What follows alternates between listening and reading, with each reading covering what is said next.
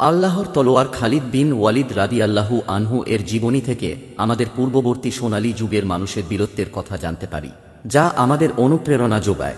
তাই এই সিরিজের ভিডিওগুলো নিজে দেখুন, আপনার সন্তান ও বন্ধুদের দেখার জন্য উদ্বুদ্ধ করুন। ইসলামের ইতিহাসের অন্যতম শ্রেষ্ঠ যোদ্ধা হযরত খালিদ বিন ওয়ালিদ রাদিয়াল্লাহু তাআলা আনহু, যার উন্মুক্ত তলোয়ারের সামনে হাঁটু গেড়ে বসতে বাধ্য হয়েছিল তৎকালীন পৃথিবীর সুপার পাওয়ার পারস্য ও রোমান সাম্রাজ্য। রণাঙ্গনে খালিদের উপস্থিতি যে কোনো মুহূর্তে বদলে দিতে পারত যুদ্ধের পরিস্থিতি ও ফলাফল। সামরিক বিচক্ষণতা, রণকৌশল, শক্তি, সাহস, গতি ও ক্ষিপ্রতা সবকিছু মিলে তিনি ছিলেন এক অপরাজেয় যোদ্ধা। স্বয়ং আল্লাহর রসুল তাঁর উপাধি দিয়েছিলেন সাইফুল্লাহ, অর্থাৎ আল্লাহর তলোয়ার। আপনি যদি খালিদ বিন ওয়ালিদকে নিয়ে নির্মিত এই ধারাবাহিক আয়োজনের পূর্ববর্তী ভিডিওগুলো দেখে না থাকেন, তাহলে সেগুলোর লিঙ্ক খুঁজে পাবেন এই পোস্টের ডেসক্রিপশনে। এই ভিডিওটি দেখার আগে পূর্ববর্তী ভিডিওগুলো দেখে আসার অনুরোধ রইল। ইয়ামামা হতে মুসলিম বাহিনীর অগ্রযাত্রার সংবাদ হরমুজ পারস্য সম্রাটকে অবহিত করে। এই সংবাদ শুনে সম্রাট টেসিফোনে একটি নতুন বাহিনী গঠনের নির্দেশ দান করে এবং এই বাহিনীকে ন্যস্ত করে কারিন বিন কিরিয়ানা নামে একজন প্রথম শ্রেণীর জেনারেলের অধীনে। কারিনও ছিল 1,00,000 দিরহাম মূল্যের একজন জেনারেল। সম্রাট কারিনকে হরমুজের শক্তি বৃদ্ধির জন্য উবাল্লা অভিমুখে যাত্রার নির্দেশ দান করে এবং কারিন এ উদ্দেশ্যে টেসিফোন ত্যাগ করে। টাইগ্রিস নদীর বাম তীর ধরে অগ্রসর হয়ে কারিন মাজারে উপস্থিত হয়ে নদী পার হয় এবং মাখিল নদীর পারে উপস্থিত না হওয়া পর্যন্ত ডান পাশের তীর ধরে দক্ষিণ দিকে চলতে থাকে। সে দুই নদীর সংযোগ স্থলের পার্শ্ববর্তী এলাকা দিয়ে মাকিল অতিক্রম করতে না করতেই কাজিমায় হরমুজের দুর্যোগের সংবাদ লাভ করে। এর পরপরই শিকলের যুদ্ধে পারস্য বাহিনীর পলাতক সৈনিকরা কুবাজ ও আনুশজানের নেতৃত্বে কারিনের সাথে যোগ দেয়। এই পলাতক সৈনিকদের মধ্যে পারস্য বাহিনীর সহযোগী আরবরাও ছিল এবং স্বাভাবিক নিয়মেই তারা একে অপরকে পরাজয়ের জন্য দায়ী করতে থাকে। তাদের মনোবল পূর্বের মতো উঁচু না হলেও তারা ছিল সাহসী যোদ্ধা এবং তাদের মধ্যে পরাজয়ের ভীতির চেয়ে বরং ক্রোধের পরিমাণটাই ছিল বেশি। কুবাজ ও আনুশজান পুনরায় মুসলিম বাহিনীর মোকাবেলার জন্য উদ্গ্রীব হয়ে ওঠে। কারিন সহ তাদের এটা বিশ্বাস করতে কষ্ট হয় যে কিভাবে অসভ্য বর্বর মরুচারী আরবরা একটি সুসজ্জিত নিয়মিত বাহিনীকে যুদ্ধে পরাজিত করতে পারে। তারা বুঝতে অক্ষম ছিল যে কাজিমায় তাদের প্রতিপক্ষ অসভ্য ও বর্বর ছিল না, বরং তারা ছিল নতুন বিশ্বাসে বলিয়ান একটি নতুন শক্তি। যাই হোক, কারিন মাকিল নদীর দক্ষিণ তীরকে পিছনে ফেলে সামনে অগ্রসর হওয়াকে সমীচীন মনে করেনি। পিছনে নদী রেখে যুদ্ধে অবতীর্ণ হলে বাহিনীর পশ্চাৎ ভাগ নিয়ে কোনো দুশ্চিন্তা থাকবে না। এভাবে প্রতিপক্ষের সৈন্য পরিচালনার সুযোগকে সীমিত করে সে সম্মুখ যুদ্ধে অবতীর্ণ হতে চায় এবং এক্ষেত্রে তার বাহিনীর প্রশিক্ষণ ও দক্ষতা ছিল খুবই উঁচু মানের। মুসান্না তার হালকা অশ্বারোহী বাহিনী নিয়ে উবাল্লায় পরাজিত পারস্য বাহিনীর পলাতক অংশকে ধাওয়া করতে থাকে। মাকিল নদীর তীরে তিনি তাদের সাক্ষাৎ লাভ করেন। মুসলিম বাহিনীর উপস্থিতি ও তৎপরতা জানতে পেরেও পারস্য বাহিনী ক্যাম্প ত্যাগ করে সংঘর্ষে অবতীর্ণ হওয়া থেকে বিরত থাকে। মুসান্না এলাকাটি পর্যবেক্ষণ করে নেন এবং দূত মারফত খালিদ রাদিয়াল্লাহু তাআলা আনহুর নিকট সংবাদ প্রেরণ করেন যে তিনি মাকিল নদীর দক্ষিণ তীরে বিশাল পারস্য বাহিনীর সম্মুখীন হয়েছেন। নদীর তীরে এই যুদ্ধ সংঘটিত হয়, এজন্য এটি পরিচিত হয় নদীর যুদ্ধ হিসেবে। এদিকে কাজিমা ত্যাগ করে খালিদ রাদিয়াল্লাহু তাআলা আনহু উত্তর দিকে অগ্রযাত্রা অব্যাহত রাখেন এবং উবাল্লার 100 মাইল দক্ষিণ পশ্চিমে বর্তমানের জুবের নামক স্থানে উপস্থিত হন। উবাল্লায় কোনো শত্রু সৈন্য নেই বিবেচনা করে তিনি সেখানে প্রবেশ না করার সিদ্ধান্ত নেন। জুবেরে অবস্থানকালে তিনি মুসান্নার দূত মারফত কাজিমা হতে পলাতক শত্রু সৈন্য ও কারিনের বাহিনীর সমন্বিত সমাবেশের খবর জানতে পারেন। পারসিক সৈনিকদের মনে কাজিমায় পরাজয়ের প্রভাব অক্ষুণ্ণ থাকতেই খালিদ রাদিয়াল্লাহু তাআলা আনহু এই নবগঠিত পারস্য বাহিনীকে ধ্বংস করার জন্য উদ্গ্রীব হয়ে ওঠেন। তিনি মাকিল বিন মুকাররিনের নেতৃত্বে একটি ক্ষুদ্র দলকে উবাল্লা প্রেরণ করেন পারস্য বাহিনীর পরিত্যক্ত মালামাল সংগ্রহ করার জন্য এবং নিজে মূল বাহিনী নিয়ে মাকিল নদীর দিকে অগ্রসর হন। তিনি 633 খ্রিস্টাব্দের এপ্রিল মাসের 3য় সপ্তাহে মুসান্নার সাথে মিলিত হন। খালিদ রাদিয়াল্লাহু তাআলা আনহু নিজেও পুরো এলাকাটি সরেজমিনে পরিদর্শন করে নেন। পারস্য বাহিনী পিছনে নদী রেখে অবস্থান নেয় খালিদ রাদিয়াল্লাহু তাআলা আনহুর হাতে কৌশলে সৈন্য পরিচালনা করে পার্শ্বদেশ বা পশ্চাৎ দিক থেকে আক্রমণ রচনা করার তেমন কোনো সুযোগ থাকে না। হরমুজের সঙ্গে তিনি যে কৌশল অবলম্বন করেছিলেন তেমন কোনো সুযোগও এখানে ছিল না। তিনি অনেকটা বাধ্য হয়েই পারস্য বাহিনীর বিন্যাসের অনুরূপ সাধারণ ভঙ্গিতে একটি যুদ্ধের পরিকল্পনা প্রণয়ন করেন, যেহেতু আর কোনো বিকল্প ছিল না। দুই বাহিনী যুদ্ধের জন্য মুখোমুখি দাঁড়ায়। কারিন পারস্য বাহিনীর সার্বিক কমান্ড গ্রহণ করে কেন্দ্রে অবস্থান নিয়ে সামনে দাঁড়িয়ে যায় এবং দুই বাহুর কমান্ড ন্যস্ত করে কুবাজ ও আনুশজানের উপর। পারস্য বাহিনীর সহযোগী আরব বাহিনীকেও বিভিন্ন অংশে মোতায়েন করা হয়। কারিন ছিল একজন সাহসী ও চতুর জেনারেল। সে তার বাহিনী সহ নদীর খুব কাছাকাছি অবস্থান নেয় এবং নৌকার একটি বহরও প্রস্তুত রাখে প্রয়োজনে ব্যবহার করার জন্য। খালিদ রাদিয়াল্লাহু তাআলা আনহু কেন্দ্র ও দুই বাহুর বিন্যাসে সৈন্য মোতায়েন করেন এবং দুই বাহুর কমান্ডার নিয়োগ করেন আসিম বিন আমর ও আদি বিন হাতিমকে। শুরুতেই তিনটি দৈত্য যুদ্ধ সংগঠিত হয়। প্রথম চ্যালেঞ্জ আসে কারিনের পক্ষ থেকে। খালিদ রাদিয়াল্লাহু তাআলা আনহু তার ঘোড়া থেকে সামনে অগ্রসর হওয়ার পূর্বেই মাকিল বিন আল আসি নামের একজন মুসলিম যোদ্ধা অগ্রসর হয়ে কারিনের চ্যালেঞ্জ গ্রহণ করে। মাকিল একজন দক্ষ তরবারি চালক ছিল বিধায় খালিদ রাদিয়াল্লাহু তাআলা আনহু তাকে পিছু ডাকা হতে বিরত থাকেন। মাকিল খুব সহজেই কারিনকে হত্যা করতে সক্ষম হয়। এই ঘটনার পরপরই পারস্য বাহিনীর দুই বাহুর কমান্ডার কুবাজ ও আনুশজান সামনে অগ্রসর হয়ে দ্বৈত যুদ্ধের আহ্বান জানায়। মুসলিম বাহিনীর দুই বাহুর কমান্ডারদ্বয় এই চ্যালেঞ্জ গ্রহণ করেন। আসিম আনুশজানকে এবং আদি কুবাজকে হত্যা করেন। পারস্য বাহিনীর তিনজন কমান্ডারকে হত্যা করার পরপরই খালিদ রাদিয়াল্লাহু তাআলা আনহু তার বাহিনীকে সাধারণ আক্রমণের নির্দেশ দান করেন এবং মুসলিমগণ দ্রুত অগ্রসর হয়ে পারস্য বাহিনীর উপর ঝাঁপিয়ে পড়ে। তখনকার দিনে যুদ্ধক্ষেত্রে কমান্ডারদের ব্যক্তিগত সফলতা বা বিফলতা সৈনিকদেরকে দারুণভাবে প্রভাবিত করত। পারস্য বাহিনী কমান্ডারদেরকে হারানো সত্ত্বেও কিছুক্ষণ সাহসিকতার সাথে যুদ্ধ চালিয়ে যায়, কিন্তু নেতৃত্বের অভাবে শীঘ্রই সৈনিকদের মধ্যে বিশৃঙ্খলা দেখা দেয়। মুসলিম বাহিনীর অব্যাহত চাপের মুখে তারা সব সমন্বয় হারিয়ে পিছন ফিরে নদীর দিকে ছুটতে থাকে। এই অসংগঠিত প্রত্যাহার বিশৃঙ্খল পলায়নের রূপ লাভ করে। হালকাভাবে সজ্জিত দ্রুতগতি সম্পন্ন মুসলিম বাহিনী ভারী অস্ত্রে সজ্জিত পারস্য সৈনিকদেরকে সহজেই ধরে ফেলতে সক্ষম হয়। পারসিকরা জীবন রক্ষার জন্য দলে দলে হুমড়ি খেয়ে নৌকায় উঠতে থাকে, কিন্তু নৌকায় ওঠার পূর্বেই পিছনে ধাবমান মুসলিমগণ হাজার হাজার শত্রু সৈন্যকে হত্যা করতে সক্ষম হয়। যারা নৌকায় উঠে পালাতে সক্ষম হয় তাদের সংখ্যাও অনেক। প্রাণে বেঁচে তারা কারিনের প্রতি কৃতজ্ঞতা প্রকাশ করে এই জন্য যে সে বুদ্ধি করে নৌকাগুলো না রাখলে একটা লোকও প্রাণ বাঁচাতে সক্ষম হতো না। মুসলিম বাহিনীর হাতে নদী পার হওয়ার কোনো উপায় না থাকায় তারা পলাতক শত্রুকে ধাওয়া করা থেকে বিরত থাকতে বাধ্য হয়।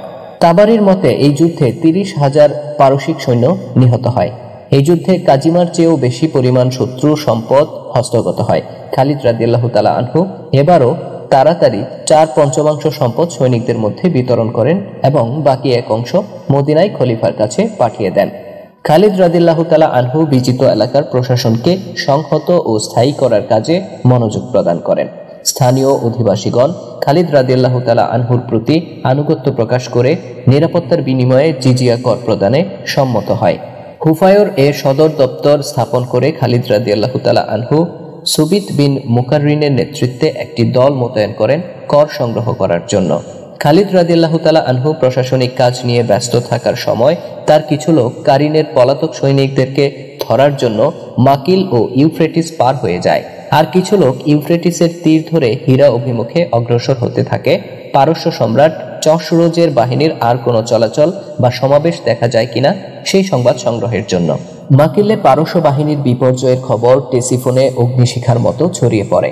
অনুর্বর শুষ্ক মরুভূমির অধিবাসীদের দ্বারা পারস্য সাম্রাজ্যের দ্বিতীয় বাহিনীও পর্যুদস্ত হয়েছে। অথচ এই বাহিনী দুটি কমান্ড করেছিল পারস্য সাম্রাজ্যের দুইজন বিখ্যাত জেনারেল, যারা 1,00,000 দিরহাম মূল্যের ক্যাপ পরিধান করত। এই দুইজন ছাড়াও আরো কিছু প্রথম সারির জেনারেল এই যুদ্ধে নিহত হয়েছে। ব্যাপারটি ছিল তাদের কাছে অবিশ্বাস্য, কেননা এই নতুন শত্রুর কথা পারস্যবাসীর কাছে ছিল অজ্ঞাত। পরপর দুটি যুদ্ধে সুসজ্জিত বিশাল পারস্য বাহিনীর সম্পূর্ণ পরাজিত হওয়ার বিষয়টি সবার কাছে স্বপ্নের মতো মনে হতে থাকে। পারস্য সম্রাট আর্তশর আর কোনো সুযোগ দিতে রাজি নয়। সে আরো দুটি বাহিনী গঠনের নির্দেশ দান করে এবং এই আদেশ ওই দিনই জারি করা হয় যেদিন মাকিল নদীর যুদ্ধ সংগঠিত হয়। পাঠকের মনে প্রশ্ন সৃষ্টি হতে পারে যে যুদ্ধক্ষেত্র থেকে 300 মাইল দূরে টেসিফোনে অবস্থানকারী সম্রাট একই দিনে কিভাবে যুদ্ধের ফলাফল জানতে পারল। পারস্য সম্রাটের যুদ্ধ আয়োজনের একটি উল্লেখযোগ্য দিক ছিল সংবাদ আদান প্রদানের ব্যবস্থা। যুদ্ধ শুরুর পূর্বেই উচ্চ কণ্ঠস্বর সম্পন্ন অসংখ্য লোককে নির্দিষ্ট দূরত্বে সারিবদ্ধ করে দাঁড় করানো হতো যুদ্ধক্ষেত্র থেকে রাজধানী পর্যন্ত। যুদ্ধক্ষেত্রের প্রত্যেকটি ঘটনা প্রথম ব্যক্তি চিৎকার করে দ্বিতীয় ব্যক্তিকে জানিয়ে দিত। তারপর দ্বিতীয় ব্যক্তি তৃতীয় ব্যক্তিকে, তৃতীয় ব্যক্তি চতুর্থ ব্যক্তিকে, এভাবে একের পর এক ব্যক্তির কণ্ঠ হয়ে সংবাদ অগ্রসর হয়ে যেত। এই পদ্ধতিতে সম্রাট অতি দ্রুত যুদ্ধক্ষেত্রের খবর জানতে পারত। সম্রাটের নির্দেশ পেয়ে পারস্যের যোদ্ধারা রাজধানীতে একত্রিত হতে থাকে। পশ্চিম অঞ্চলে রোমান সাম্রাজ্যের সীমান্তবর্তী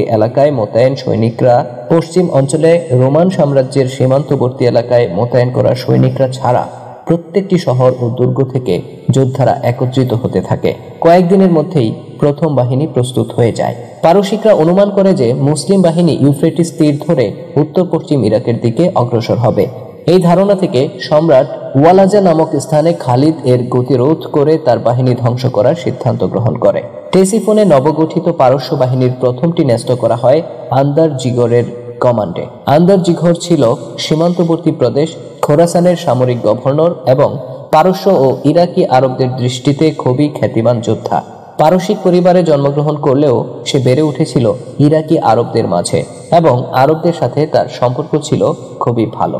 আন্দার জিখরকে তার বাহিনী দিয়ে ওয়ালাজা অভিমুখে যাত্রার নির্দেশ দান করা হয় এবং তাকে জানানো হয় যে শীঘ্রই নবগঠিত দ্বিতীয় বাহিনী তার সাথে যোগ দেবে।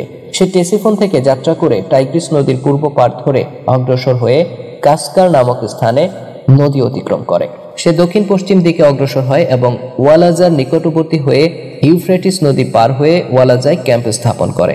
রাজধানী থেকে যাত্রার পূর্বে সে তার পরিচিত বিভিন্ন আরব গোত্রের নিকট দূত পাঠিয়ে তার সঙ্গে যুদ্ধে অংশগ্রহণের আহ্বান জানায় এবং যাত্রাপথে হাজার হাজার আরব যোদ্ধা তার পতাকা তলে সমবেত হয়। কারিনের বাহিনীর অবশিষ্ট যোদ্ধারাও পথে তার সাথে যোগ দেয়।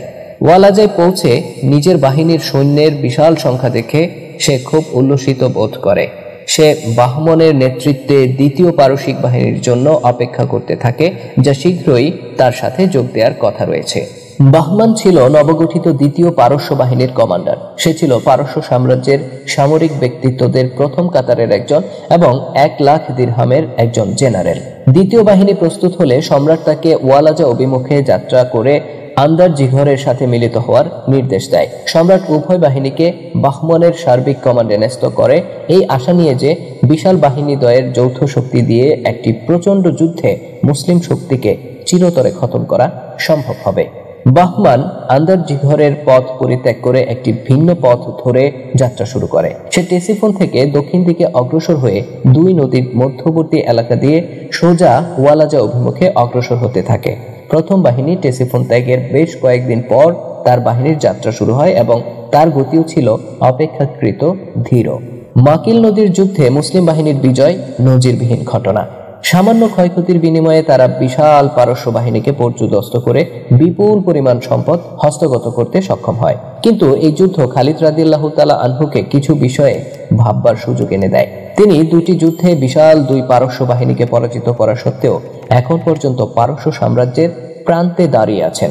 কাজিমা ও মাকিল নদীর তীরে তিনি যে আকারের বাহিনীকে পরাজিত করেছেন, পারসিকগণ প্রয়োজন বোধে অনুরূপ অনেক বাহিনী মাঠে নামাতে সক্ষম। তিনি পারস্য সাম্রাজ্যের সম্পদের প্রাচুর্যের কথা চিন্তা করে অভিভূত হয়ে পড়েন। খালিদ রাদিয়াল্লাহু তাআলা আনহু ছিলেন প্রথম মুসলিম কমান্ডার যিনি আরবের বাইরে বিভিন্ন দেশ জয় করার জন্য অভিযান পরিচালনা করেন। তিনি শুধু একজন সামরিক কমান্ডারই ছিলেন না, বরং বিজিত দেশকে খলিফার পক্ষ থেকে শাসন করার দায়িত্বও ছিল তার উপর। তার সঙ্গে এমন কোনো অভিজ্ঞ ব্যক্তি ছিল না যার সঙ্গে তিনি সামরিক ও প্রশাসনিক বিষয়াদি নিয়ে পরামর্শ করতে পারেন। তদুপরি তার লোকজনও এখন ক্লান্ত, পরিশ্রান্ত। তারা অনেক পথ অতিক্রম করেছে, অনেক ক্ষুধা সহ্য করেছে এবং কয়েক গুণ শক্তিশালী শত্রুর সাথে প্রাণপণ লড়াই করেছে। এখন তারা বেশ ক্লান্ত। খালিদ রাদিয়াল্লাহু তাআলা আনহু এই অবস্থায় মুসলিম বাহিনীকে কয়েকদিনের জন্য বিশ্রাম দান করেন। ইতোমধ্যে খালিদ রাদিয়াল্লাহু তাআলা আনহু দক্ষ গোয়েন্দা সৃষ্টি করেন। এই গোয়েন্দারা ছিল স্থানীয় আরব অধিবাসী যারা খালিদের ব্যক্তিগত আচরণে মুগ্ধ হয়ে তার প্রতি অনুগত হয়েছিল। অপরপক্ষে তারা ছিল পারসিকদের সাম্রাজ্যবাদী মনোভাব ও রূঢ় আচরণে অতিষ্ঠ। তারা মুসলিম বাহিনীর সাথে নিজেদের ভাগ্যকে জড়িয়ে নেয় এবং পারস্য বাহিনীর গতিবিধি সম্পর্কে যাবতীয় খবরাখবর খালিদকে সরবরাহ করতে থাকে। তারা আন্দার জিঘরের টেসিফোন থেকে বিশাল বাহিনী নিয়ে যাত্রা, পথিমধ্যে তার সঙ্গে আরব সেনাদলগুলোর এবং কারিনের অবশিষ্ট বাহিনীর যোগদান এবং তার ওয়ালাজা অভিমুখে যাত্রার সব খবর খালিদ রাদিয়াল্লাহু তাআলা আনহুকে অবহিত করে। তারা খালিদ রাদিয়াল্লাহু তাআলা আনহুকে আরো জানায় যে বাহমনের নেতৃত্বে পারস্য সম্রাটের দ্বিতীয় বাহিনী টেসিফোন থেকে যাত্রা শুরু করে দক্ষিণ দিকে অগ্রসর হচ্ছে। ক্রমান্বয়ে খালিদ আরো জানতে পারেন যে অল্প সময়ের মধ্যে দুটি পারস্য বাহিনী একত্রিত হয়ে ইউফ্রেটিসের দক্ষিণে তার পথ রোধ করে দাঁড়াবে অথবা সামনে অগ্রসর হয়ে উবাল্লা এলাকায় তাকে আক্রমণ করবে। পারস্য বাহিনীর শক্তি ও সৈন্য সংখ্যা এত বেশি হবে যে খালিদ এর পক্ষে তা সফলভাবে মোকাবেলা করার সম্ভাবনা খুবই ক্ষীণ। লক্ষ্য অর্জনের জন্য খালিদ রাদিয়াল্লাহু তাআলা আনহুকে হীরা পৌঁছতে হবে এবং সেক্ষেত্রে পথে ওয়ালাজার বাধা অতিক্রম করতে হবে। যুদ্ধক্ষেত্র থেকে প্রচুর সংখ্যক পারসিক সৈনিকের পলায়নের বিষয়টিও খালিদ রাদিয়াল্লাহু তাআলা আনহুকে ভাবিয়ে তোলে। তারা এক যুদ্ধক্ষেত্র থেকে পলায়ন করে পরবর্তী বাহিনীর সাথে যোগ দিয়ে লড়াই করে। কাজিমার পলাতকরা যোগ দিয়েছিল কারিনের বাহিনীতে এবং কারিনের বাহিনীর পলাতক সৈন্যরা এখন যোগ দিচ্ছে আন্দার জিঘরের সঙ্গে। পারসিক শক্তিকে আসলে চূড়ান্তভাবে পরাজিত করতে হলে এই পলায়নের সুযোগটা বন্ধ করতে হবে। এই দুটি ছিল এখন খালিদের সামনে প্রধান সমস্যা। প্রথমটি ছিল সৈন্য পরিচালনার ক্ষেত্রে কৌশলগত। নবগঠিত দুই পারস্য বাহিনী শীঘ্রই একত্রিত হয়ে খালিদের বিরুদ্ধে যৌথভাবে অভিযান পরিচালনা করবে। এই সমস্যার তিনি একটি জুৎস সমাধান বের করেন, আর সেটা হলো দ্রুত অগ্রসর হয়ে আন্দার জিঘরের বাহিনীকে ধ্বংস করতে হবে বাহমনের বাহিনী তার সাথে যোগ দেওয়ার আগেই। আর দ্বিতীয় সমস্যাটা ছিল রণকৌশলগত, অর্থাৎ যুদ্ধক্ষেত্রে সৈন্য মোতায়েনের কৌশল সংক্রান্ত। কিভাবে প্রতিপক্ষের পরাজিত সৈনিকের পলায়ন রোধ করা যায় যেন তারা পরবর্তী যুদ্ধে অংশ নিতে না পারে। এই সমস্যারও তিনি একটি বিজ্ঞোচিত সমাধান বের করেন, যা শুধুমাত্র খালিদের মতো একজন প্রতিভাবান সেনাপতির পক্ষেই সম্ভব। এই বিষয়টি আমরা পরে আলোচনা করব। খালিদ রাদিয়াল্লাহু তাআলা আনহু সুবিত বিন মুকাররিনকে বিজিত জেলার শাসন কাজ দেখার ও প্রহরী মোতায়েন করে টাইগ্রিস নদীর নিম্নাঞ্চল পাহারা দেওয়ার নির্দেশ দান করেন, যেন উত্তর ও পূর্ব দিক থেকে নতুন শত্রুর আগমন হলে সাথে সাথে সংবাদ দিতে পারেন। প্রায় 15,000 সৈন্যের বাকি দলটি নিয়ে তিনি বিশাল জলাভূমিটির কিনারা ধরে হীরার দিকে দ্রুত বেগে যাত্রা শুরু করেন। আন্দার জিঘরকে সুযোগ দিলে সে নিঃসন্দেহে মুসলিম বাহিনীর সাথে চূড়ান্ত যুদ্ধে অবতীর্ণ হওয়ার পূর্বে বাহমনের বাহিনী পৌঁছা পর্যন্ত অপেক্ষা করত, কিন্তু তাকে সেই সুযোগ দেয়া হয়নি। বাহমনের বাহিনী পৌঁছার সম্ভাব্য তারিখের কয়েকদিন আগেই মুসলিম বাহিনী পূর্ব দিগন্তে উপস্থিত হয়ে ওয়ালাজার অদূরে ক্যাম্প স্থাপন করে। অবশ্য এতে আন্দার জিঘর তেমন একটা চিন্তিত হয়নি। তার অধীনে গঠিত এক বিশাল বাহিনী এবং বিজয়ের ব্যাপারে সে ছিল নিশ্চিত। এমনকি সে তার পিছন দিকে সুরক্ষিত করার জন্য বাহিনীকে মাত্র মাইলখানেক পিছিয়ে নদীর তীরে মোতায়েন করার প্রয়োজনও অনুভব করেনি। পরের দিন উভয় বাহিনী স্বীয় অবস্থানে থেকেই একে অপরের প্রতি লক্ষ্য রাখে। কমান্ডার ও অফিসাররা এলাকাটি সরেজমিন পরিদর্শন এবং আগামী দিনের জন্য পরিকল্পনা করতে থাকে। পরদিন সকালে উভয় বাহিনী যুদ্ধক্ষেত্রে মোতায়েন হয় সাধারণ ভঙ্গিতে, কেন্দ্র এবং দুই পাশে দুই বাহু। এবারেও মুসলিম বাহিনীর বাহুদের কমান্ড ন্যস্ত হয় আসিম বিন আমর ও আদি বিন হাতিমের উপর। আন্দর জিঘর মুসলিম বাহিনীর সৈন্য সংখ্যার স্বল্পতা দেখে বিস্মিত হয়ে পড়ে। তার অনুমানে এই সংখ্যা 10,000-এর বেশি হবে না। অথচ সে যেসব গল্প শুনেছিল তাতে তার ধারণা হয়েছিল যে খালিদ এর বাহিনীর আকার হবে বিশাল। তার চোখে মুসলিম অশ্বারোহীর সংখ্যাও উল্লেখযোগ্য মনে হয়নি। অধিকাংশ সৈন্যই ছিল পদাতিক। সম্ভবত কাজিমা ও মাকিল নদীর যুদ্ধক্ষেত্র থেকে পলাতক পারসিক সৈনিকরা খালিদের বাহিনীর সৈন্য সংখ্যা সম্পর্কে বাড়িয়ে বলেছিল। আন্দার জিঘর জানত না যে তার সম্মুখে দণ্ডায়মান মুসলিম সৈনিকগণও কিছুটা বিস্মিত হয়েছিল এই ভেবে যে তাদের সংখ্যা গতকালের তুলনায় কেন কম মনে হচ্ছিল। অবশ্য এটা নিয়ে তারা তেমন চিন্তিত ছিল না, কেননা আল্লাহর দরবারেই সবকিছু ভালো জানেন। পরিস্থিতি দেখে আন্দার জিঘরের মনোবল আকাশচুম্বী হয়ে ওঠে। সে ক্ষুদ্র মুসলিম বাহিনীকে নির্মূল করে অবাধ্য মরুবাসীদের কবল থেকে ইরাক ভূমি মুক্ত করতে বদ্ধপরিকর। সে মুসলিম বাহিনীর পক্ষ থেকে আক্রমণের অপেক্ষা করতে থাকে। মুসলিম বাহিনী প্রথমে আক্রমণ করলে সে তাদেরকে কিছুটা শ্রান্ত ও দুর্বল করে তারপর একটি প্রচন্ড পাল্টা আক্রমণের মধ্য দিয়ে তাদেরকে ধ্বংস করার পরিকল্পনা করে। খালিদ রাদিয়াল্লাহু তাআলা আনহু তার বাহিনী নিয়ে একযোগে আক্রমণ রচনা করলে আন্দার জিঘর আপ্লুত হয়ে ওঠে। কেননা সে এটাই চাচ্ছিল। দুই বাহিনী অত্যন্ত দৃঢ়তা ও বীরত্বের সাথে যুদ্ধে লিপ্ত হয়। অসীম সাহসী মুসলিম বাহিনী অত্যন্ত দক্ষতার সাথে সুসজ্জিত প্রতিপক্ষের উপর আঘাত হানতে থাকে, কিন্তু পারস্য বাহিনীও দৃঢ়তার সাথে প্রতিটি আঘাত ফিরিয়ে দিতে সক্ষম হয়। প্রায় ঘন্টা খানেক যুদ্ধের পর উভয় বাহিনী ক্লান্ত বোধ করতে শুরু করে, বিশেষ করে মুসলিমরা, কেননা তাদের একজনকে কয়েকজন প্রতিপক্ষের সাথে লড়াই করতে হচ্ছিল। তদুপরি পারসিকগণ তাদের রিজার্ভ সৈন্য দিয়ে সম্মুখ সারির ক্লান্ত সৈনিকদেরকে বদল করত। খালিদ রাদিয়াল্লাহু তাআলা আনহু এর দৃষ্টান্তমূলক নেতৃত্ব ও দক্ষতাই মুসলিম বাহিনীর মনোবলকে ধরে রাখতে সহায়তা করছিল। তিনি সম্মুখ সারিতে অবস্থান নিয়ে বীরত্বের সাথে লড়াই করে যাচ্ছিলেন। যুদ্ধের প্রথম পর্যায়ে একজন বিশাল আকৃতির পারসিক যোদ্ধার সঙ্গে খালিদ রাদিয়াল্লাহু তাআলা আনহু এর দ্বৈত যুদ্ধের বিষয়টি মুসলিম বাহিনীকে চাঙ্গা করে তোলে। লোকটির বিশাল আকৃতি ও বিপুল শক্তির কারণে তাকে বলা হতো হাজার মর্দ, অর্থাৎ এটা বিশ্বাস করা হতো যে সে একাই 1000 যোদ্ধার কাজ করতে পারত। এই বিশাল আকৃতির যোদ্ধাটি সামনে অগ্রসর হয়ে চ্যালেঞ্জ নিক্ষেপ করলে খালিদ রাদিয়াল্লাহু তাআলা আনহু সেটা গ্রহণ করেন এবং কয়েক মিনিট যুদ্ধের পর সুযোগ বুঝে তরবারি চালিয়ে তাকে খতম করতে সক্ষম হন। অসার দেহটি মাটিতে পড়ে গেলে খালিদ তার বিশাল বুকের উপর বসে নির্বিঘ্নে তৃপ্তি সহকারে দুপুরের খাবার গ্রহণ করেন। যুদ্ধের দ্বিতীয় পর্যায়টি শুরু হয় পারস্য বাহিনীর পাল্টা আক্রমণের মধ্য দিয়ে। আন্দারজিঘর তার অভিজ্ঞ দৃষ্টি দিয়ে মুসলিম যোদ্ধাদের চোখে মুখে ক্লান্তির ছাপ দেখতে পায়। সে এই সময়টিকে প্রতিঘাতের জন্য উপযুক্ত বলে বিবেচনা করে। তার বিবেচনা ছিল যথার্থ। তার নির্দেশে পারস্য বাহিনী একযোগে সামনে অগ্রসর হয়ে মুসলিমদের উপর প্রচন্ড আঘাত হানে।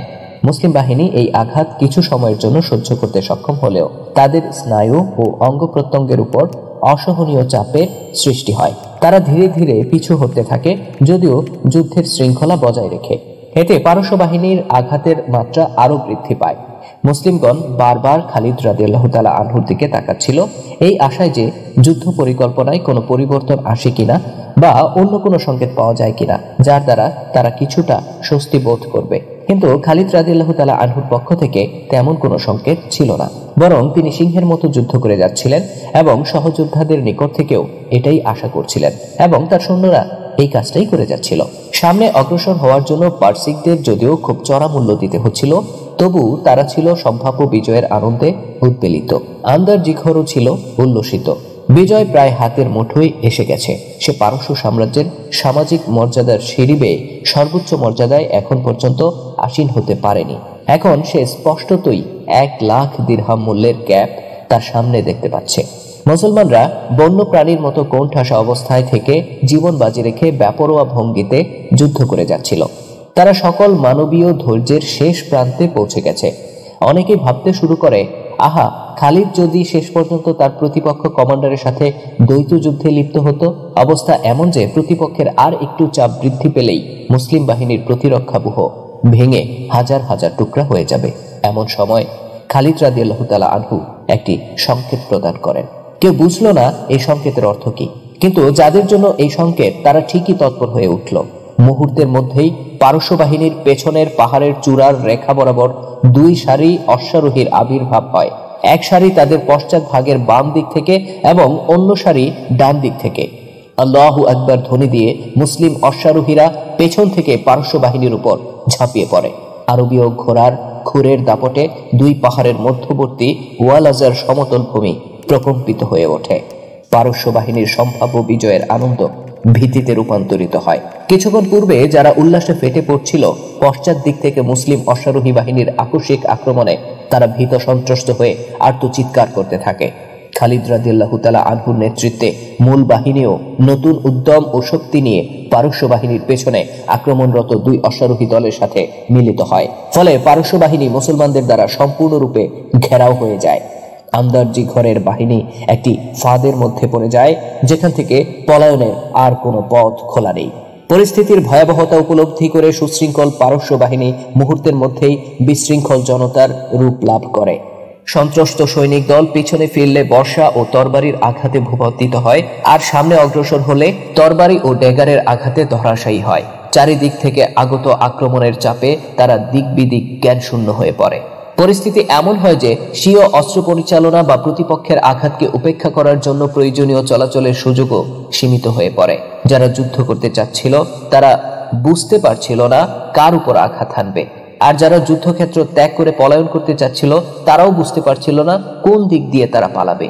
এই মরণ ফাঁদ থেকে বের হওয়ার জন্য তারা একে অপরের উপর হুমড়ি খেয়ে পড়ে আর নিজেরাই নিজেদের সাথে যুদ্ধে লিপ্ত হয়। ওয়ালাজার যুদ্ধক্ষেত্রটি আন্দারজি ঘরের বাহিনীর জন্য দোজখে পরিণত হয়। চারদিক থেকে মুসলিম বাহিনীর আক্রমণের তীব্রতা বৃদ্ধি পেলে মানুষের তৈরি বৃত্তটি ইস্পাতের দৃঢ়তা লাভ করে। পারসিকদের অসহায়ত্ব মুসলমানদেরকে আরো মারমুখী করে তোলে এবং তারা প্রতিজ্ঞাবদ্ধ হয় যে এবার একজন শত্রুকেও তারা পালাতে দেবে না। মুসলিমগণ এতে সফলকাম হয়। মাত্র কয়েক হাজার পারসিক সৈন্য প্রাণে রক্ষা পায়, কেননা যুদ্ধের ইতিহাসে এমন ঘটনা পাওয়া যায় না যে কোনো বিশাল বাহিনীর প্রতিটি সদস্যই নিহত হয়েছে। তবে সামগ্রিকভাবে আন্দারজি ঘরের বাহিনীর অস্তিত্ব বিলুপ্ত হয়ে যায়। ব্যাপারটি এরূপ ছিল যে পারস্য বাহিনীর পায়ের তলদেশে একটি বিরাট গহ্বরের মুখ খুলে গেল আর সেই গহ্বর তাদের সবাইকে গিলে ফেলল। হরমুজ ও কারিনের বাহিনী চরমভাবে পরাজয় বরণ করে এবং আন্দারজি ঘরের বাহিনী একেবারেই নির্মূল হয়ে যায়। আন্দারজি ঘর নিজে যুদ্ধক্ষেত্র থেকে পালাতে সক্ষম হয়, কিন্তু সে দিক বিদিক জ্ঞান শূন্য হয়ে মরুভূমির দিকে ছুটতে থাকে এবং প্রাণের ভয়ে ওয়ালাজার দোজখ থেকে যত দূর সম্ভব দূরত্ব সৃষ্টির জন্য মরুভূমির গভীরে ঢুকে পড়ে। এই ভাগ্যাহত লোকটি মরুভূমির বুকে পথ হারিয়ে তৃষ্ণায় ছটফট করতে করতে প্রাণ ত্যাগ করে। যুদ্ধের পর খালিদ রাদিয়াল্লাহু তাআলা আনহু তার ক্লান্ত শ্রান্ত সহযোদ্ধাদের একত্রিত করেন। তিনি উপলব্ধি করেন যে এই যুদ্ধে সবার উপর দিয়ে প্রচন্ড ধকল গিয়েছে। ওয়ালাজার যুদ্ধটি ছিল ইরাকে সংঘটিত 3টি ভয়ঙ্কর যুদ্ধের মধ্যে সবচেয়ে ভয়ঙ্কর। খালিদ রাদিয়াল্লাহু তাআলা আনহু নিশ্চিত করতে চান যে একের পর এক যুদ্ধ লড়ার স্মৃতি যেন তার লোকদের মনোবলকে ভোঁতা করে না দেয়, কেননা সামনে আরো নতুনতর পরিস্থিতি অপেক্ষা করছে। খালিদ তার লোকদের উদ্দেশ্যে ভাষণ দান করেন। তিনি সর্বশক্তিমান মহান আল্লাহর প্রশংসা এবং রাসূলুল্লাহ সাল্লাল্লাহু আলাইহি সাল্লাম এর উপর তার রহমত বর্ষণের কামনা করে শুরু করেন। তিনি বলেন, তোমরা কি পারস্য ভূমির সম্পদের প্রাচুর্য দেখতে পাও না? আরব ভূমির দারিদ্র্যের কথা কি তোমাদের মনে পড়ে না? তোমরা কি দেখো না ফসল কিভাবে এই ভূমিকে আবৃত করে রেখেছে? আল্লাহর ইচ্ছা না হলে কি আমরা এই সম্পদ সমৃদ্ধ ভূমিকে পদানত করে খাদ্যের প্রাচুর্যকে আয়ত্তে এনে আমাদের ধূসর মরুভূমির ক্ষুধাকে পরাভূত করতে পারি? মুসলিম যোদ্ধারা খালিদের সাথে একমত পোষণ করেন। ওয়ালাজার যুদ্ধের পূর্বের দিন খালিদ রাদিয়াল্লাহু তাআলা আনহু বুশর বিন আবি রুহম ও সাইদ বিন মুররা নামে দুজন অফিসারের সাথে কথা বলেন। তিনি তাদের কমান্ডে ক্ষিপ্রতার সাথে আঘাত হানতে সক্ষম দ্রুত গতি সম্পন্ন 2000 বা তারও কিছু বেশি সংখ্যক অশ্বারোহী সৈন্যের 2টি দল ন্যস্ত করে নিচের নির্দেশগুলো দান করেন। প্রথম নির্দেশ, তারা তাদের বাহিনী নিয়ে রাতের আঁধারে পারস্য বাহিনীর ক্যাম্পের দক্ষিণ দিয়ে অনেক দূর ঘুরে অগ্রসর হবে। দ্বিতীয় নির্দেশ, পারসিকদের ক্যাম্পের পিছনে পাহাড় চূড়ার আড়ালে পৌঁছে তারা গা ঢাকা দিয়ে থাকবে, তবে তারা স্বল্প সময়ের নোটিশে তৎপর হওয়ার জন্য প্রস্তুত থাকবে। তৃতীয় নির্দেশ, সকালবেলা যুদ্ধ শুরু হলে তারা যুদ্ধের সাজে ঘোড়ার পিঠে সওয়ার হয়ে চূড়ার আকাশ রেখার আড়ালে অপেক্ষা করবে এবং পর্যবেক্ষক নিয়োগ করবে খালিদ রাদিয়াল্লাহু তাআলা আনহুর সংকেত গ্রহণের জন্য। সর্বশেষ নির্দেশ ছিল খালিদ রাদিয়াল্লাহু তাআলা আনহুর পক্ষ থেকে সংকেত পাওয়ার সাথে সাথে উভয় দল পারস্য বাহিনীর পিছন দিক হতে 2 বাহুর উপর আকস্মিক আঘাত হানবে। অন্যান্য সংশ্লিষ্ট ব্যক্তিদেরকেও খালিদ রাদিয়াল্লাহু তাআলা আনহু প্রয়োজনীয় নির্দেশনামা পাঠিয়ে দেন। এই অপারেশনের পরিকল্পনাটি কোনো প্রকার ভুল বোঝাবুঝি ছাড়া একেবারেই নির্বিঘ্নে বাস্তবায়িত হয়, কিন্তু পরিকল্পনাটি সম্পর্কে চরম গোপনীয়তা বজায় রাখা হয় এবং সংশ্লিষ্ট ব্যক্তিবর্গ ছাড়া আর কাউকে সেটা জানতে দেওয়া হয় না। সকালবেলা মুসলিম বাহিনীর এই নির্ধারিত অশ্বারোহী দলকে আর কোথাও দেখা গেল না এবং খালিদ বাদবাকি আনুমানিক 10,000 যোদ্ধা নিয়ে বিশাল পারস্য বাহিনীর সামনে দাঁড়িয়ে যান। এ ছিল ওয়ালাজার যুদ্ধের পরিকল্পনা, যা সংগঠিত হয়েছিল 633 খ্রিস্টাব্দের মে মাসের প্রথম দিকে। এই যুদ্ধে খালিদ রাদিয়াল্লাহু তাআলা আনহু শত্রুকে সম্মুখ আক্রমণের মাধ্যমে ব্যস্ত রেখে সুযোগ বুঝে পেছন দিক থেকে 2 বাহুর উপর শক্তিশালী সারাশি আক্রমণ রচনার কৌশল অবলম্বন করেছিলেন। তার এই অপারেশন পরিকল্পনা এত নিখুঁত ছিল যে তার প্রতিটি নির্দেশ পুঙ্খানুপুঙ্খভাবে বাস্তবায়িত হয়। খালিদ রাদিয়াল্লাহু তাআলা আনহুর মতো একজন অভিজ্ঞ জেনারেলের পক্ষেই শুধুমাত্র এরূপ নিখুঁত পরিকল্পনা প্রণয়ন সম্ভব। সৈন্য পরিচালনার এই চমৎকার কৌশলটি যুদ্ধের ইতিহাসে পূর্বেও প্রয়োগ করা হয়েছিল। হানিবল রোমানদের বিরুদ্ধে খ্রিস্টপূর্ব 216 অব্দে কেন্নের যুদ্ধে এই কৌশলটি অবলম্বন করেছিলেন। তারপর থেকেই যুদ্ধের ইতিহাসে এই কৌশলটি কেন্নে নামে পরিচিত, কিন্তু খালিদ রাদিয়াল্লাহু তাআলা আনহু হানিবলের কথা কখনো শুনেননি। এই যুদ্ধের পরিকল্পনাটি ছিল তার একান্ত নিজের। পার্সিকদের সঙ্গে 3টি রক্তক্ষয়ী যুদ্ধ বিজয়ের মধ্য দিয়ে খালিদ রাদিয়াল্লাহু তাআলা আনহু তার লক্ষ্যবস্তু হীরা বিজয়ের দ্বার প্রান্তে উপনীত হন। তা সত্ত্বেও খালিদ মনে করেন যে লক্ষ্য অর্জনের পথে অনেক বাধা আছে। এটা অস্বাভাবিক যে গর্বিত পারস্য বাহিনী সহজেই তাকে পথ ছেড়ে দিবে। এখনো অনেক রক্ত ঝরতে বাকি। খালিদ রাদিয়াল্লাহু তাআলা আনহুর দক্ষ রণকৌশল ও সর্বাত্মক প্রচেষ্টা সত্ত্বেও ওয়ালাজার যুদ্ধক্ষেত্র থেকে কয়েক হাজার শত্রু পালাতে সক্ষম হয়। তারা ছিল প্রধানত বনি বকর গোত্রের আরব খ্রিস্টান। মুসান্নার গোত্রের এই লোকগুলো নতুন বিশ্বাসকে গ্রহণ না করে বরং খ্রিস্টবাদকে আঁকড়ে ছিল। এই গোত্রের অধিকাংশ লোক পারস্য সম্রাটের প্রজা হিসেবে ইরাকে বসবাস করত। তারা আন্দারজি ঘরের আহ্বানে সাড়া দিয়ে ওয়ালাজার যুদ্ধে অংশগ্রহণ করে। এই খ্রিস্টান আরবগণ ওয়ালাজার যুদ্ধক্ষেত্র থেকে পালিয়ে খাসিফ নদী পার হয়ে ইউফ্রেটিস ও খাসিফের মাঝখান দিয়ে অগ্রসর হতে থাকে। এই দলটি ওয়ালাজার 10 মাইল দূরে উল্লিশে আশ্রয় নেয়। এখানে পৌঁছে তারা কিছুটা নিরাপদ বোধ করে, কেননা উল্লিশের একদিকে ছিল ইউফ্রেটিস এবং অন্যদিকে খাসিফ নদী। ইউফ্রেটিস ও খাসিফের উৎপত্তিস্থল ছিল উল্লিশের সামান্য উপরে, ফলে শুধু সম্মুখ অর্থাৎ দক্ষিণ পূর্ব দিক থেকেই উল্লিশ আক্রমণের সম্ভাবনা ছিল। খালিদ রাদিয়াল্লাহু তাআলা আনহু তার পরিশ্রান্ত বাহিনীকে কয়েকদিনের বিশ্রাম দেন এবং নিজে শত্রুর পরিত্যক্ত সম্পত্তি বন্টন ও সম্মুখ যাত্রার প্রস্তুতি নিয়ে ব্যস্ত থাকেন। তিনি ধারণা করেন যে বাহমনের বাহিনীর অস্তিত্ব বর্তমান থাকায় হীরা দখলের পূর্বে আরও একটি রক্তক্ষয়ী যুদ্ধে তাকে জড়াতে হবে। অভিযানের কেন্দ্র এখন টাইগ্রিস হতে ইউফ্রেটিসের পার্শ্ববর্তী এলাকায় স্থানান্তরিত হওয়ায় তিনি টাইগ্রিসের নিম্নাঞ্চল পাহারারত মুসলিম দলটিকে তার সঙ্গে যোগদানের নির্দেশ দেন।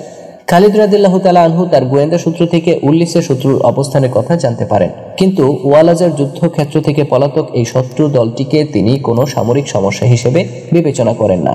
তদুপরি তিনি কোনো অবস্থাতেই পলাতক শত্রুর পিছনে ধাওয়া করে তার ক্লান্ত শ্রান্ত বাহিনীকে আরো অধিক পরিশ্রান্ত করতে চান না। কিন্তু যখন দিন 10 পর তিনি উল্লিশে আরো শত্রুর সমাবেশের বিষয় জানতে পারেন, তখন এটা নিশ্চিত হয়ে যায় যে তাকে শত্রুর আরেকটি নতুন বাহিনীর সাথে লড়তে হবে। শত্রুর সমাবেশ এক পর্যায়ে এত বড় আকার ধারণ করে যে তা একটি প্রচন্ড যুদ্ধের সম্ভাবনাকে প্রকট করে তোলে। টাইগ্রিসের নিম্নাঞ্চল থেকে মুসলিম দলটি যোগদান করার সঙ্গে সঙ্গেই খালিদ রাদিয়াল্লাহু তাআলা আনহু 18,000 সৈন্যের মুসলিম বাহিনী নিয়ে ওয়ালাজা হতে যাত্রা শুরু করেন। উল্লিশ আক্রমণের বিকল্প কোনো পথ না থাকায় তিনি খাসিফ নদী অতিক্রম করে সম্মুখ দিক দিয়েই লক্ষ্যবস্তুতে আঘাত হানার জন্য অগ্রসর হতে থাকেন। পরপর 3টি যুদ্ধে পরাজয়ের ফলে বিশেষ করে আন্দারজি ঘরের বাহিনী সম্পূর্ণরূপে বিধ্বংস হওয়ায় পারস্য সাম্রাজ্যের ভিত নড়ে যায়। পারসিকগণ মরুভূমির বুক থেকে অপ্রতিরুদ্ধ এই ইসলামী বাহিনীর মধ্যে কোনো অদৃশ্য শক্তির সংযোগ আছে বলে অনুমান করতে থাকে। যে কোনো শক্তি তাদেরকে বাধা দিতে গেলেই ধ্বংস হয়ে যায়। পারস্য শক্তি মরুবাসীদের সব সময় ঘৃণার চোখে দেখত। সেই মরুবাসীদের হাতেই পরাজয় স্বীকার করা ছিল তাদের জন্য খুবই বিব্রতকর। পারস্য সাম্রাজ্য তার দীর্ঘদিনের ঐতিহ্যমণ্ডিত ইতিহাসে কখনো এই ধরনের পরাজয়ের সম্মুখীন হয়নি, তাও আবার তাদের চেয়ে কয়েক গুণ ক্ষুদ্র বাহিনীর হাতে এবং স্বীয় ক্ষমতার কেন্দ্রবিন্দুর একেবারেই নিকটবর্তী স্থানে।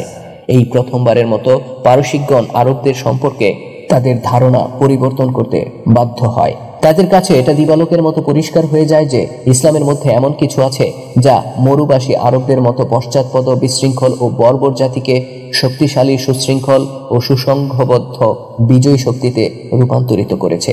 সেই সঙ্গে তাদের নিকট এটাও পরিষ্কার হয়ে যায় যে খালিদ এর মধ্যেও এমন কিছু একটা আছে যা মুসলিম বাহিনীর যুদ্ধ ক্ষমতার বাড়তি শক্তির যোগান ঘটিয়েছে। খালিদ রাদিয়াল্লাহু তাআলা আনহুর নাম বিস্ময় ও ভীতির সাথে পারস্যবাসীদের কানে কানে ঘুরতে থাকে, কিন্তু সুদীর্ঘ 1200 বছরের বিশাল শক্তিধর পারস্য সাম্রাজ্য মাত্র 3টি যুদ্ধে পরাজিত হওয়ার ফলেই দুর্বল হয়ে যাওয়ার কথা নয়। পারসিকরা বিজয়ী জাতি, তারা অতীতেও অনেকবার পরাজিত হয়েছে, কিন্তু সহসাই আবার উঠে দাঁড়িয়েছে। ওয়ালাজার দুর্যোগের পর টেসিফোনে যে বিষাদের ছায়া নেমেছিল, অল্প সময়ের মধ্যেই তা দূরীভূত হয়ে যায় এবং সেই বিষাদের ছায়া দখল করে নেয় একটা সংকল্প, আর সেটা হলো এই আক্রমণকারী বাহিনীকে ধ্বংস করে সেই মরুভূমির বুকে তাদেরকে বিতাড়িত করতে হবে যেই মরুভূমি থেকে তারা উঠে এসেছে। পারস্য গা ঝাড়া দিয়ে ওঠে আর এক লম্বা যুদ্ধের জন্য প্রস্তুত হয়। ইতিমধ্যে বনি বকরের ওয়ালাজা থেকে পলাতক সৈনিকদের প্রতিনিধি টেসিফোনে পৌঁছে সম্রাটের নিকট গোটা পরিস্থিতি তুলে ধরে।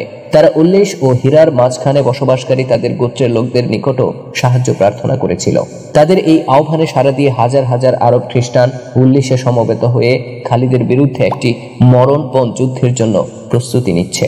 তারা আবেদন করে বলে, সম্রাট কি আর একটি বাহিনী প্রেরণ করে তার এই অনুগত প্রজাদের সাহায্য করবে না? সম্রাট সাহায্যের প্রতিশ্রুতি দেয়।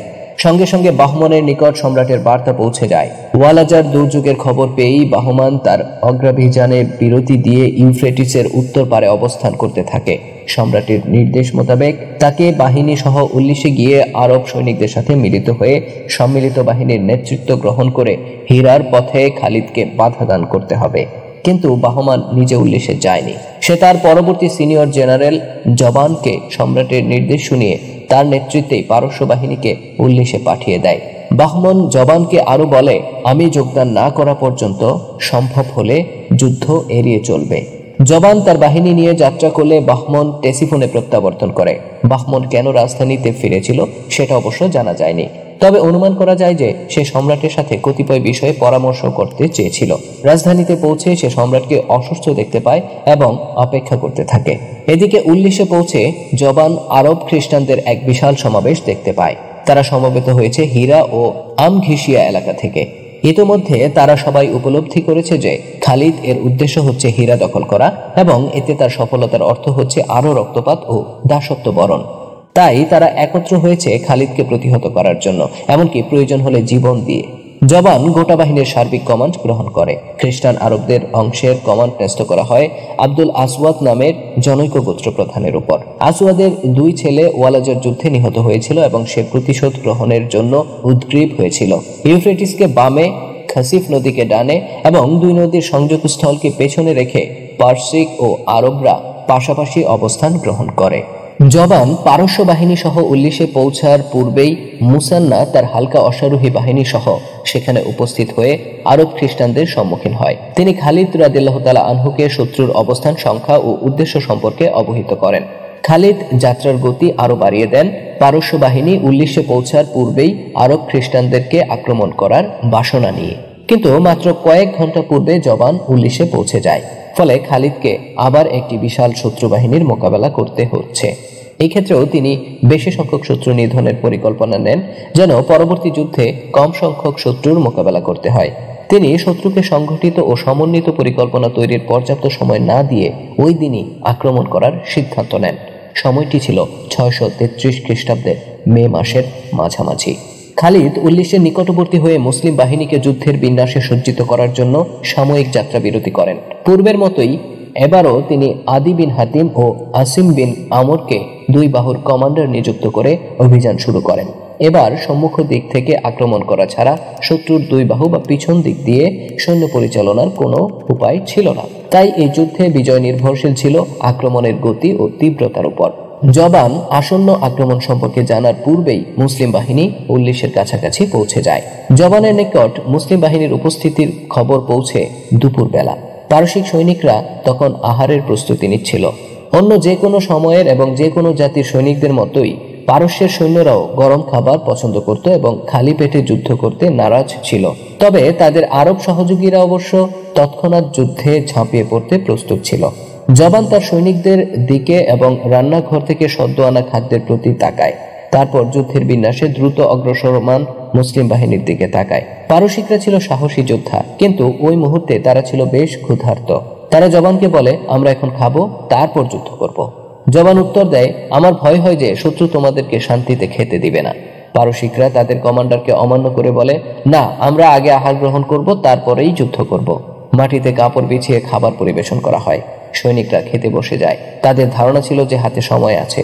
অবশ্য ইতিমধ্যে খ্রিস্টান আরবরা যুদ্ধের বিন্যাসে দাঁড়িয়ে গেছে। পারসিক সৈন্যরা দুই এক গ্রাস খাবার মুখে দিতে না দিতেই বুঝতে পারে যে মুসলিম বাহিনীর আক্রমণ অতি আসন্ন। আর বিলম্ব করলে ভরা পেট কোনো কাজে আসবে না, বরং তাদেরকে জীবন দিতে হবে। তাই খাবার ছেড়ে তারা দ্রুত উঠে যায়। জবানও যত দ্রুত সম্ভব তার বাহিনীকে আরব খ্রিস্টানদের সাথে মোতায়েন করে। আরব খ্রিস্টানদের দ্বারা সে তার বাহিনীর দুই বাহু গঠন করে এবং এই দুই বাহুর কমান্ডার নিয়োগ করে দুই গোত্র প্রধান আব্দুল আসওয়াদ ও আবজারকে। পারস্য সৈনিকরা অবস্থান নেয় বাহিনীর কেন্দ্রস্থলে। যুদ্ধক্ষেত্রটি বিস্তৃত ছিল উল্লিশের দক্ষিণ পূর্ব দিকে 2 নদীর মধ্যবর্তী এলাকায়। পার্শ্বিক বাহিনীর পিছনে ছিল উল্লিশ এবং সামনে মুসলিম বাহিনী। উভয় বাহিনীর উত্তর দিকের বাহুতে ইউফ্রেটিস ও দক্ষিণ দিকের বাহুতে খাসিফ নদীর অবস্থান। যুদ্ধক্ষেত্রের বিস্তৃতি ছিল 2 নদীর মাঝখানে প্রায় 2 মাইল এলাকা ব্যাপী। এই যুদ্ধ ছিল খুবই প্রতিদ্বন্দ্বিতাপূর্ণ। এ যাবৎ সংগঠিত যুদ্ধগুলোর মধ্যে ওয়ালাজার যুদ্ধ ছিল ভয়ঙ্কর, কিন্তু এবারের যুদ্ধ ছিল তার চেয়েও ভয়ঙ্কর। এই যুদ্ধের কথা খালিদ কখনো ভুলতে পারেননি। এই যুদ্ধের সৈন্য পরিচালনা কৌশল ও অন্যান্য পদক্ষেপ সম্পর্কে বিস্তারিত কিছু জানা যায় না। শুধু এইটুকু জানা যায় যে খালিদ রাদিয়াল্লাহু তাআলা আনহু দ্বৈত যুদ্ধে আরব খ্রিস্টান কমান্ডার আসওয়াদকে হত্যা করেছিলেন। আরও জানা যায় যে সম্রাটের বাহিনী বিপুল ক্ষতি স্বীকার করেও শেষ পর্যন্ত যুদ্ধ চালিয়েছিল এবং আরব খ্রিস্টানরাও একটি মরণপণ যুদ্ধে ঝাঁপিয়ে পড়েছিল, কেননা এই যুদ্ধে পরাজিত হলে হীরা দখলের পথে খালিদের সামনে আর কোনো বাধা থাকবে না। পারস্য বাহিনী শেষ পর্যন্ত লড়েছিল তাদের শক্তির যথার্থতা প্রমাণ করার জন্য। প্রায় ঘন্টা 2 মরণপণ যুদ্ধ চলে। নদীর তীরে এই যুদ্ধের প্রচণ্ডতা ছিল বেশি। এখানে মুসলিম বাহিনীর হাতে অসংখ্য পারসিক সৈন্য নিহত হয়। এরপরও ক্লান্ত ও ক্ষুব্ধ মুসলিম বাহিনী পারসিক ও আরব সৈনিকদের মধ্যে পিছু হটার কোনো লক্ষণ দেখতে পায় না। এ সময় খালিদ রাদিয়াল্লাহু তাআলা আনহু আল্লাহর দরবারে দুহাত তুলে মিনতি জানান, ও হে আল্লাহ, আমাদেরকে বিজয় দাও। আমি দেখতে চাই কোনো শত্রু জীবিত নেই এবং তাদের রক্তে নদী প্রবাহিত হয়। মুসলিমগণ নতুন উদ্যমে আক্রমণ শুরু করলে মহান আল্লাহ তাআলা তাদেরকে বিজয়ী করেন। বিকাল শুরুর প্রাক্কালে পারসিক বাহিনী রণে ভঙ্গ দিয়ে পালাতে শুরু করে। তাদের হাজার হাজার সৈন্য নিহত হয়। বিশেষ করে নদীর মধ্যে ও নদীর তীরে শুকনো নদীটির বালুরাশি রক্তে লাল হয়ে যায়। শত্রু সৈন্যরা পলায়ন শুরু করলে খালিদ রাদিয়াল্লাহু তাআলা আনহু তার অশ্বারোহী বাহিনীকে তাদের পেছনে ধাওয়া করার নির্দেশ দেন। তার হুকুম ছিল তাদেরকে হত্যা করো না, জীবিত ধরে আনো। নদীর বালুকারাশি রক্তে ভিজে গেলেও খালিদ রাদিয়াল্লাহু তাআলা আনহু এর প্রতিশ্রুতি অনুযায়ী এখনো নদীতে রক্ত প্রবাহিত হয়নি। মুসলিম অশ্বারোহী বাহিনী কয়েকটি দলে বিভক্ত হয়ে পলাতক সৈনিকদের পিছু ধাওয়া করে। শত্রুরা বিচ্ছিন্ন অবস্থায় খাসিফ নদী পার হয়ে হীরার দিকে ছুটতে থাকে। মুসলিম অশ্বারোহী দলগুলো তাদেরকে ঘিরে ফেলে এবং অস্ত্রহীন করে ভেড়ার পালের মতো যুদ্ধক্ষেত্রে ফিরিয়ে নিয়ে আসে। প্রত্যেকটি দলকে এনে নদীর মধ্যে অথবা নদীর তীরে দাঁড় করিয়ে হত্যা করা হয়, যেন তাদের রক্ত নদীর বুকে গড়িয়ে যায়। পলাতক শত্রুকে ধাওয়া করে ধরে এনে হত্যা করার কাজ ওই দিনের বাকি সময় গোটা রাত, পরের দিন এবং তারপরের দিনেরও কিছুটা সময় ধরে একনাগারে চলতে থাকে। যেসব পলাতককে ধরা সম্ভব হয়েছিল তাদের সকলকে হত্যা করা হয়। তৃতীয় দিবসের কোনো এক সময়ে সর্বশেষ শত্রু সৈন্যকে হত্যা করা হয়। এই পর্ব শেষ হলে কিছু অফিসার খালিদ রাদিয়াল্লাহু তাআলা আনহুর আশপাশে একত্রিত হন। কাকা তখন খালিদ রাদিয়াল্লাহু তাআলা আনহুর দিকে তাকিয়ে বলেন, আপনি পৃথিবীর সমস্ত লোককে হত্যা করলেও এই নদীর বুকে রক্তের স্রোত প্রবাহিত হবে না যতক্ষণ না এর উজানের বাঁধ খুলে দেওয়া হবে। নদীর বুকের পানি আসতে দিন, তাহলেই আপনার প্রতিশ্রুতি রক্ষা হবে।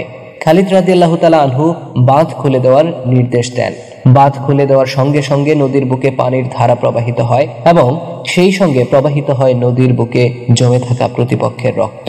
এভাবেই নদীটি রক্তের নদী নামে পরিচিত হয়।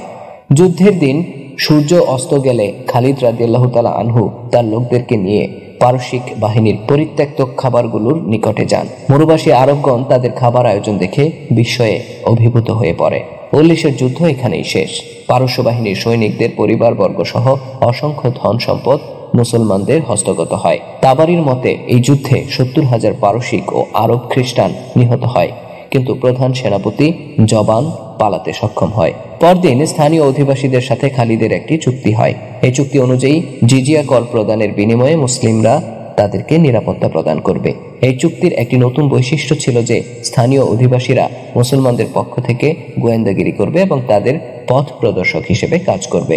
রাসূলুল্লাহ সাল্লাল্লাহু আলাইহি সাল্লাম এর জীবদ্দশায় সংগঠিত যুদ্ধগুলোর মধ্যে মুতার যুদ্ধ খালিদ রাদিয়াল্লাহু তাআলা আনহুর স্মৃতিতে গভীর রেখাপাত করেছিল। এই যুদ্ধে তিনি এক চরম নাজুক মুহূর্তে মুসলিম বাহিনীর কমান্ড হাতে নিয়ে তাদেরকে নিশ্চিত ধ্বংসের মুখ থেকে রক্ষা করেছিলেন। পারস্য বাহিনীর বিরুদ্ধে ইরাকে সংগঠিত যুদ্ধগুলোর মধ্যে উল্লিশের যুদ্ধ অনুরূপভাবে তার স্মৃতিতে ভাস্বর হয়ে থাকে। যুদ্ধের সফল সমাপ্তির একদিন পর বন্ধুদের সাথে গল্প প্রসঙ্গে খালিদ রাদিয়াল্লাহু তাআলা আনহু বলেছিলেন, মুতার যুদ্ধে আমি 9টি তরবারি ভেঙেছিলাম, কিন্তু আমি পারস্য বাহিনীর মতো শক্তিশালী বাহিনী আর কখনো দেখিনি, এবং পারস্য বাহিনীর মধ্যে উল্লিশের বাহিনীর মতো শত্রুর মোকাবেলা আর কখনো করিনি। খালিদ রাদিয়াল্লাহু তাআলা আনহুর মতো একজন মহান সমরনায়কের এই উক্তি থেকেই বোঝা যায় পারস্য বাহিনীর শৌর্য বীর্য কিরকম ছিল। কিন্তু এ সময় পারস্য সম্রাটের দরবারের অবস্থা ছিল ভিন্ন।